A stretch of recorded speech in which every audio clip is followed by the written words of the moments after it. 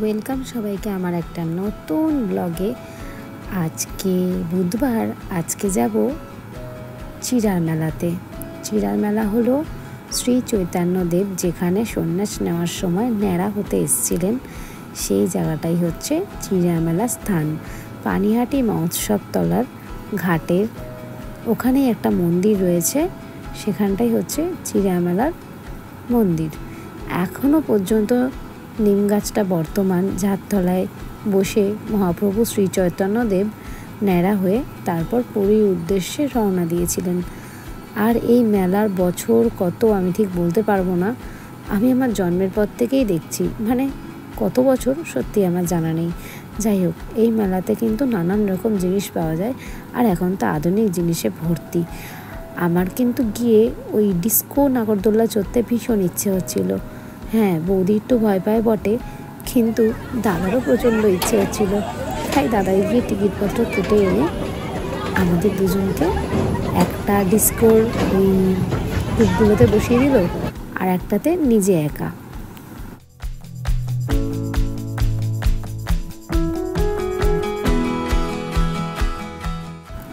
আমরা যেই টাইমটাতে গেছি সেই টাইমটাতে আসলে সব মানুষের যাওয়া স্টার্ট হয়েছে, এখনও পর্যন্ত সব লোক এসে পৌঁছয়নি।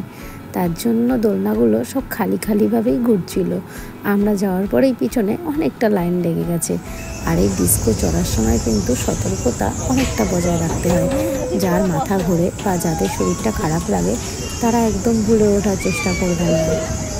এই মেলায় যাবেন কি করে, চলুন তাহলে সেটা একটু বলে দিই। শ্যামবাজার থেকে যে কোনো বাস ধরে নামতে হবে পানিহাটি বাস স্ট্যান্ড। সেখান থেকে টোটো পেয়ে যাবেন, 10 থেকে 20 টাকা ভাড়া নেবে। একদম সোজা আপনাকে মহোৎসবতলা ঘাটের কাছে নামিয়ে দেবে। আর যদি আপনি জলপথে আসেন তাহলে হাওড়া থেকে কোন্নগর থেকে ঘাট পেরিয়ে সোজা পানিহাটি মহোৎসবের ফেরিঘাটে নামতে হবে। ফেরিঘাটে নেমে একদম সামনে, মানে বুঝতেই পারছেন গঙ্গার আবহাওয়াটাও সেই লেভেলের পাবেন আপনি। বাসও হলো, জলপথও হলো, তাহলে ট্রেন কেন বাকি থাকে? ট্রেনে করে আসতে হলে আপনাকে নামতে হবে সোদপুরে, আর সোদপুর থেকে অটো স্ট্যান্ড আছে, সেখান থেকে 15 টাকা ভাড়া নেবে, সোজা আপনাকে নামিয়ে দেবে ফেরিঘাটের সামনেই তো মেলা।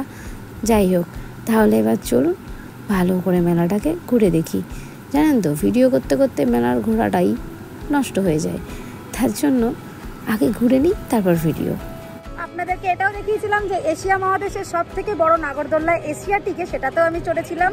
আর বাড়িতে এসে এখানে পানিহাটি দ্বন্দ্ব মহোৎসব, মানে পানিহাটি চিড়া মেলা উৎসবে এসে এই যে ছোট্ট মিনি নাগরদোল্লা সেটাতেও উঠছি।